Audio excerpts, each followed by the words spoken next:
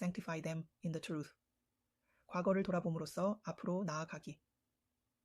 스탠리 하워워스는 현대 기독교 윤리에서 중심적으로 다루어졌던 행위성 에이전시, 개념을 비판적으로 검토하면서 인간의 도덕적 삶을 이해하기 위해서는 이야기 나라티브와 성품 캐릭터의 개념이 훨씬 더 중요하다고 주장한다.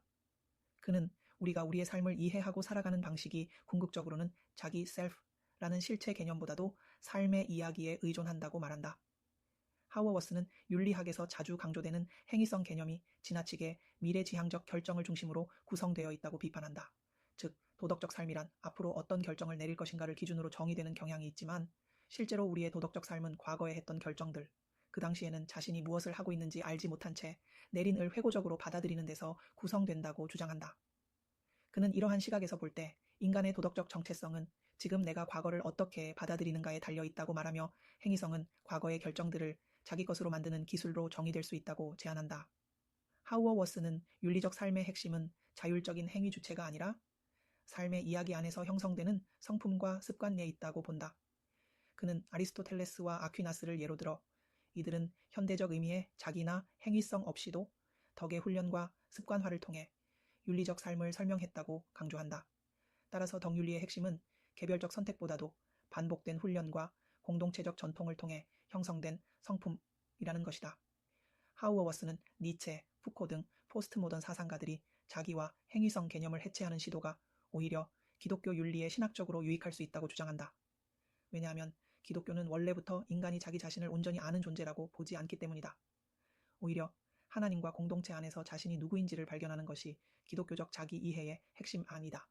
그는 근대 계몽주의가 인간을 하나님 대신 자리에 앉히려 한 시도였고 포스트 모더니즘은 그러한 신 없는 인간의 실패를 고발한 것이라고 본다.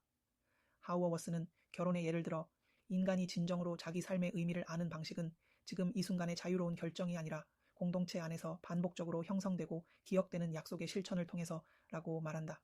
결혼 서약은 사람들이 충분히 이해하지 못한 채 하는 약속이지만 교회 공동체는 이를 목격하고 지지함으로써 그 약속이 성취되도록 돕는다. 이는 우리의 삶이 우리가 몰랐던 채 내린 결정들로 구성되어 있음에도 불구하고 그 안에 은혜와 진리가 세우며들 수 있음을 보여준다.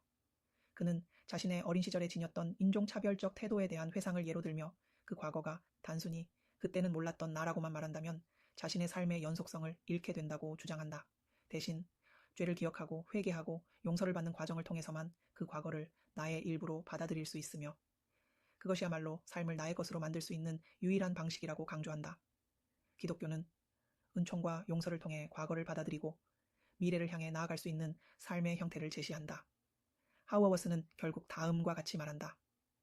이야기는 자기보다 더 결정적인 것이다. 우리는 오직 이야기 안에서만 자기 자신을 이해할 수 있다. 행위성은 우리가 만든 것이 아니라 우리가 받은 은총과 공동체 속에서 형성되어 가는 것이다. 기독교 윤리는 우리가 결정한 삶이 아니라 우리를 향해 다가오신 하나님의 은총 안에서 성화되어 가는 이야기에 응답하는 삶이다.